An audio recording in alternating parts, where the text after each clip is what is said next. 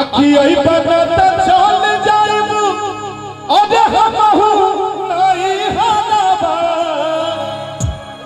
सपना जी मेरे भावनाओं को आप समझती हैं, ये तो हम पता नहीं क्या क्या करते थे, ठीक ना। सब कलाकारों जैसी आदत नहीं है क्या भाई जी, जैसन संगत तैसन रंगत है क्या बात है। आखी का बना का धागे, आखी का बना का धागे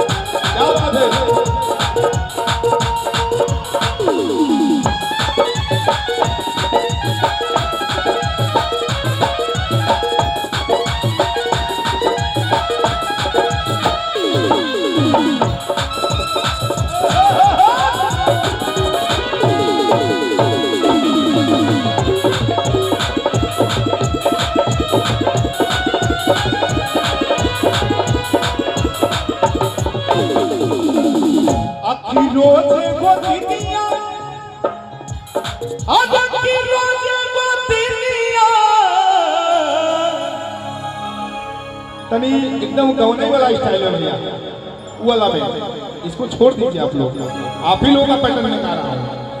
अरे की रोजे गोतिनिया, अरे की रोजे गोतिनिया, अकी रोजे गोतिनिया घर में मारल साथे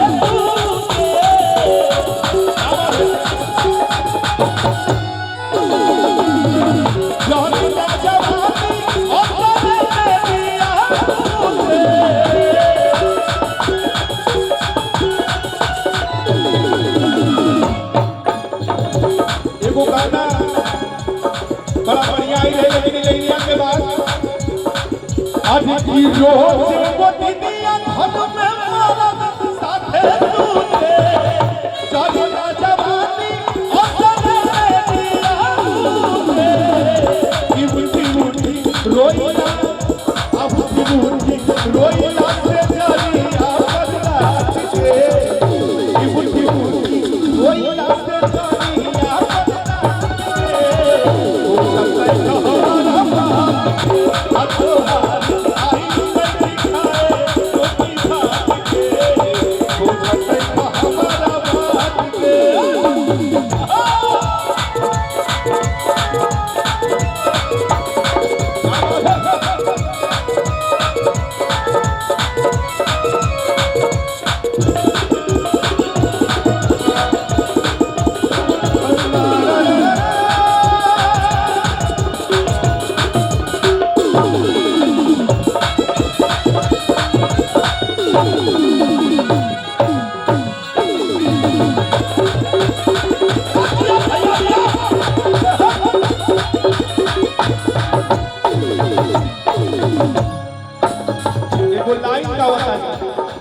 इसी एरिया में अभी वो पैटर्न हमारा आया मार्केट में, अभी बहुत अच्छा एगो देवी गीत आए वाला बातें कल परसों में रिलीज हुई।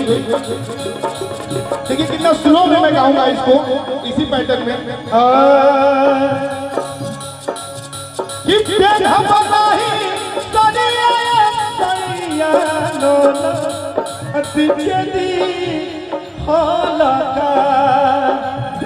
ये बड़ा अच्छा लाइन है, लेकिन किन गए सरिया सैया घुघरू लगल का बड़ा अच्छा देहाती है ये, इसका टेम्पो नहीं, लेकिन हम लोग जबरदस्ती इसमें घुस रहे हैं, ठीक है।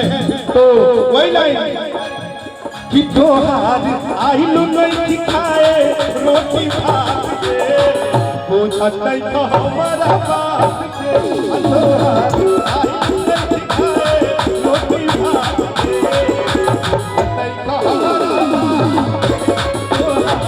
आई नहीं खाए रोटी भात के बुझत नहीं तो हमारा बात अतोहार आई नहीं खाए रोटी भात के बुझत नहीं तो हमारा